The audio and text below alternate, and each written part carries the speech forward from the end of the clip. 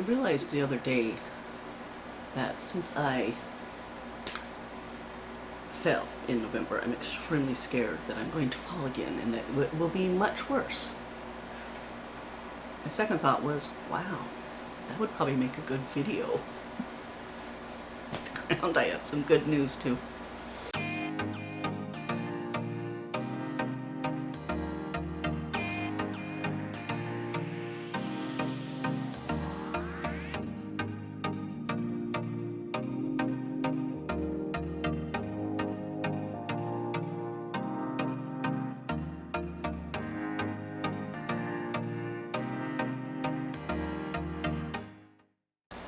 Hey, welcome back to MS 24/7 365. It's really great to see you again. MS can have a lot of symptoms. Some of them can increase your risk of falling. Since my fall in November, I've noticed that the fear that I could fall again or that I'm going to fall has increased a lot, and I mean a lot. I've always kind of watched where I was stepping and stuff because I don't have good, what's it called? Peripheral, my field of vision isn't very wide. And so I always am looking down when I walk or side to side to see if I make sure I'm not going to run into anything. But I noticed since November when I fell that I am much more timid when I take steps. I don't know if it's noticeable to anybody else, but I've noticed that I look around way more thoroughly, even in my own home. My family all knows not to leave stuff in the walkways because I won't see it and I will trip. So that's really not a problem for us anymore. But I noticed that when I'm walking, even, just to go to the kitchen, I'm like watching where I'm putting my feet because who knows what's going to be there, who knows what's going to make me fall, and I really don't like it. So I thought I should, maybe find some ways to decrease your risk of falling.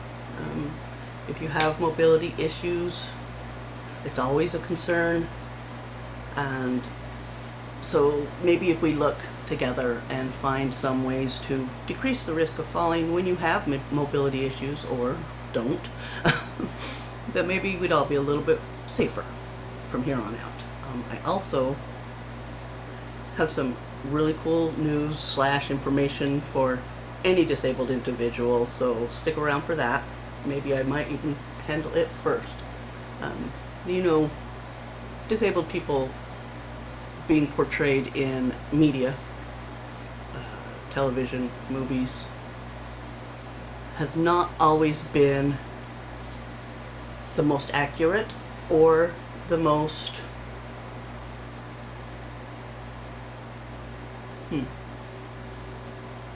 pleasant.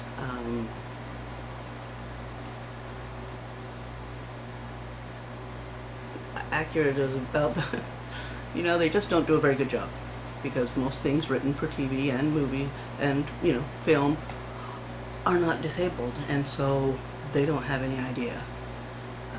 I was approached a couple months ago from a lady in Pennsylvania that has now started a channel called Disability News Report, and it's for and by disabled people, and it's on ROKU.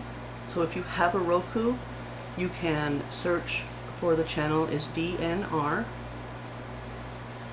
and it will bring that up. And it is, I don't know how to explain it really, but it's all things for and by people with a disability, whether it's a podcast or YouTube videos.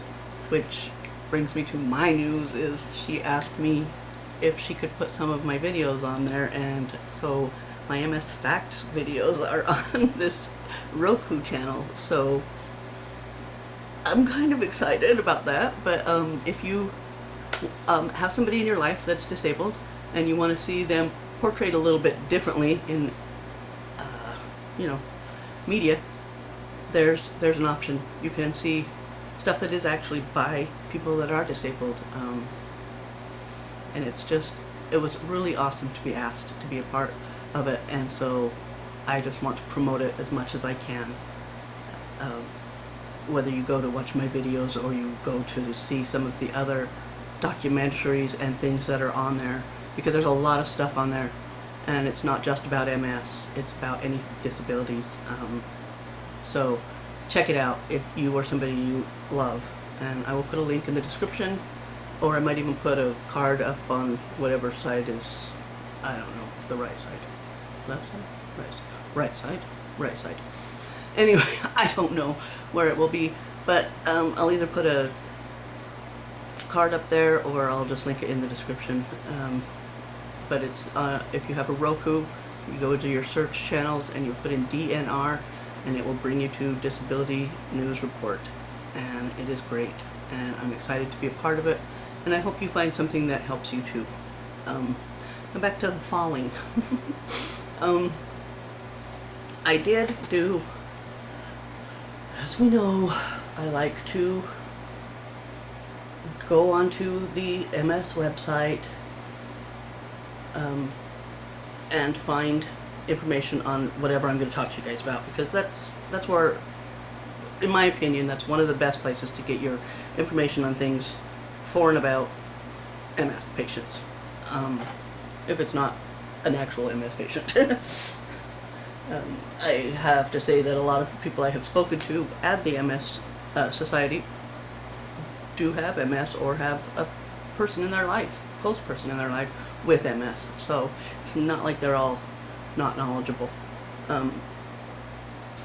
One of the things that they say is they have it's a brochure, and it's called Minimizing Your Risk of Falls, and you can download it, or I'm pretty sure you can order it, but it's all about what the causes, how you can adapt stuff around you for it, and so I'm going to talk about mostly what I have found on this, but I will do it in my experience and what I have done with this information, or how if it has been affecting to me or not. And I'm sorry, I have to take a drink because I don't know if it's one of my medications, but I have not been able to. I've had a very dry mouth lately,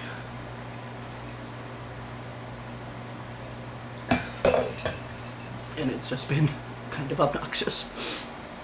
There are some risk factors for falling, and some of the biological man, I can't say risk today. Some of the biological risk factors that we have for falling, it comes with the damage to the myelin sheath, and that it interferes with the transmission.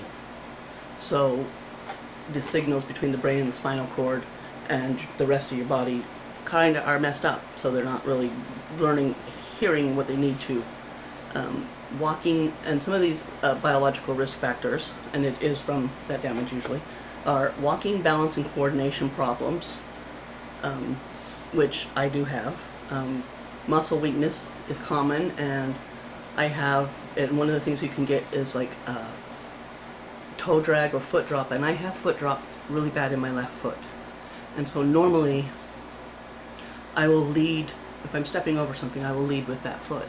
And that is what happened in November, is I did not lead with that foot. I led with my right foot because I really was just going into the laundry room and wasn't even thinking about it. Stepped over the block there, and my left foot caught it, and down I went. And that is that's why I usually lead with my left foot, and for whatever reason I did not. And you would think it would be muscle memory, but you know, even with muscle memory, you forget stuff when you got MS. Memory's not so good as it used to be, so yeah. Anyway, that's what happened, is my left foot that I have foot drop just hit that, and down I went. So yeah, that is that's a honest, and the toe drag, foot drop and toe drag is kind of, I think, the same as foot drop, because I used to do that. That's why my bedroom is now downstairs, because going up the stairs, sometimes I'd be okay, but coming down the stairs, my left foot would drag on the, sometimes it would hit the step wrong, and I mean, it would fold my left leg up underneath me and down I'd go. So that was one of the reasons that we moved our bedroom down to the first floor, because the stairs were getting dangerous for me, which the kids like because now they have the upstairs to themselves. Another symptom that can cause problems with falling is spasticity. That term refers to feelings of stiffness or reduced ability to maintain smooth, controlled movements. So it's like, I don't know if you've ever been reading a book or whatever, and all of a sudden your arm will just go, and it's just stuck, and you can't move it. And yeah, has that happened? I don't know. It happens to me once in a while, but if it happens with your legs, and they all of a sudden just don't want to bend, and they're stuck in the open position, or they're stuck in the bent position, and there's nothing you could do about it. And if you were taking a step and it decided to lock up, I've noticed that mine have been locking up lately, my legs, and I don't like it. I've been trying to, exercise my joints. I took a yoga instruction a long time ago, and was told that, if your joints, like your shoulder creaks or whatever, if you do this, it will loosen it up, and it will make it less stiff, and it won't creak anymore. So I try to do that with my joints to keep them, a little more able to do what they're supposed to, be joints. But it doesn't always help. And so that can, because your muscles will tighten up. And I think part of that is because of the spasticity I have. So the spasticity can cause falls because, the muscles in your legs, the spasms, and it can happen at any time. I've been having the spasms, just odd, weird ones, and extreme ones. I don't know. I punched myself in the face one day. I have flung my mouse, when I was using my mouse at my computer, I just flung it across the room one day because my arm just jerked and off it went. And I punched myself right in the face the other day. I think I was lifting my phone up to read it because I was texting my husband, and I lifted my phone up and I just punched myself right in the face. I'm, what the heck? I don't need to do that. Anyway, another one that can cause, obviously, is loss of balance. If you've experienced your balance being off and, you're unable to close your eyes and hold your arms out, or if you do that and your family thinks it's a great party trick, it's okay. It is a great party trick, but then you know what it's like to not have any balance and to feel like if I take one more step, I'm just going to go over, because there's a reason that before they discovered MS, patients were diagnosed as chronic alcoholics, because not only the slurred speech that we can get, but it was the fact that we have no balance, because it affects all those nerves in your ears, your central nervous, your legs and arms and your ears, and everything that affects your balance can be affected. So they had diagnosed all these people that actually had MS as chronic alcoholics, severe chronic alcoholics. Some people that had never even had a drink, and they were labeling them alcoholics. Anyway, that's, here nor there, but that is MS fun fact. So that the loss of balance is one that can cause falls. Dizziness or vertigo. I don't know about you, but I get dizzy on the regular, and I don't even have to be standing up or walking.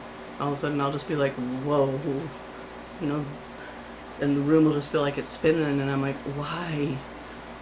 I'm just sitting here. I shouldn't be getting dizzy if I'm not doing anything. And then you try and get up and go anywhere, you're dizzy, and you don't even know you're dizzy. So, anyway, then there is one that's sensory deficits, like numbness in your arms and legs. especially, I know my feet get numb now. They didn't used to, but I didn't like to wear shoes because there was decreased sensitivity in my feet. And when I have shoes on, then I really can't feel anything on the bottom of my feet. So, but now it's like, even if I'm barefoot, sometimes I can't feel where I'm stepping. And because of my limited eye visual field, I usually watch where I'm going anyway. But if I'm not, I don't necessarily know where my foot is or what it's stepping on. And I can like step on a stick if I'm outside and it'll be enough to topple me. Or you can, you know, or not see something and just trip over it. And that also, not being able to feel where you're placing your feet when you're walking can make it really hard to put them in a safe place when you're walking. Another one that can cause problems with walking or make it more susceptible to falling is tremors, and that is, you know, the shaking. If you shake a lot, it can, because it's when you have tremors, they're not just on the outside. Sometimes I can feel the tremors on the inside, and I was just doing that to joke, and now I've got my hand going. If you're doing that, it's in your legs or your arms, and those tremors, it can affect the way your gait is, the way you walk, and it's going to throw you off balance, and there you go, you can fall. Another one of the common causes or that adds to our chance of falling would be fatigue. You know, when you're tired and extremely tired, like you get with your MS, you're just not as careful. You're just not as careful, and so it makes walking around really difficult. I notice that when I'm tired, I tend to stumble more, which I think a lot of people do, whether they have MS or not. But when you're tired, you just walk a little differently. Well, add that to MS, and it's even worse. You know, your vision can cause problems to make it, you know, where you can't, like I was saying, my limited field of vision is a major concern for me for falling, because I don't know where my feet are, and I don't know what's in front of me. Or, I mean, I can see if it's pretty far in front of me, but not if it's close in front of me, on managing your fall risk. And is one of the things that I have actually started doing. I have started looking around the house and seeing where there are places where it might be easier for me to fall. So, you know, you just kind of look around. When you're walking to the kitchen, look and see where there are problem areas that if you had to get there, it would be difficult for you, you know? Or, you know, even just think about all places in your house or at work or, you know, in your yard. Just look at the places where you would go and kind of try and identify anything that might make it more difficult for you to get around. That really is the best advice I can give, or, you know, or take, is to be aware of my surroundings, and to think about what my MS or my symptoms are right now, and which ones could make me more susceptible to falling. Do I need to be in my chair because my legs are so bad? Do I need to have my cane with me? Do I need to use my walker? You know what? You got to make sure that you're using the right mobility device, and that it fits you correctly, and that you use it correctly. Now this is my advice to me. If you need to use your cane or your walker or your wheelchair, use it. Don't let vanity put you at danger or put you at risk of injuring yourself. For a really long time, I didn't want to use my cane around anybody. I would not use my cane. I have a lot of canes, because I never know where they are, because I forget where I put things. And so we have a lot of canes around the house, and if I need one, then I use it. But I wasn't always like that. And the difference in the way I handle my MS from 30 to 54 is very much less vanities driven. I didn't want to use a cane when I was in public, and now I don't care. I'll use my walker, or I'll use a wheelchair when I'm in public, because I want to be in public, but if I can't get around, then I can't be in public. And so, and if you want to make sure you're going to be safe and you're not going to fall, use your mobility devices, your aids, use those aids, you know, ask for help. Let your family know that they can't leave their shoes there because you have to walk there and you can't always see them or feel them. And if you step on it wrong, you're going to fall and hurt yourself. You know, I never would have thought walking to my laundry room I would fall and break my shoulder. How do you even do that? Well, let me tell you how you do that. You lead with your right foot instead of your left foot like you're supposed to. And down you go. So that's how that happens. And that's that not paying attention. When I knew there was an obstacle in my way, because I put it there. I put it there, and then I tripped on it. But, you know, so don't do that to yourself. And pay attention to the world around you. And, you know, now hopefully you'll go find this brochure on the Multiple Sclerosis Society's website, and you'll download it and you'll read through it and you'll go, hey, I do that, or I don't do that, or I need to do that, you know? Because the biggest prevention or the biggest way to help decrease your risk of falling is with you. Paying attention, being willing to use your mobility device if you have them, asking for assistance, and not being too vain to use assistance, you know? I really hope that you enjoyed this video and that you check out that channel on Roku. And yes, my videos are on there. So if you like this video, hit the like button, and if you want to follow along this journey with me, hit the subscribe button. And if you want to know if and when I upload, hit the notification bell. I am going to try and get more consistent and upload more often. I need to, and I haven't been. And I do also want to say, I have forgotten to this whole video, I have reached 150 subscribers. And I know that to some of these YouTubers it would sound like 150, but I never thought I would hit 20. And now I have 150 subscribers. And thank you.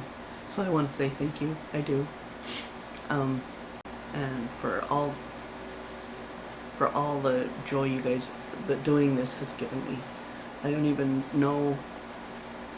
It's been a very important part of me. Anyway, remember that life doesn't stop just because you have to.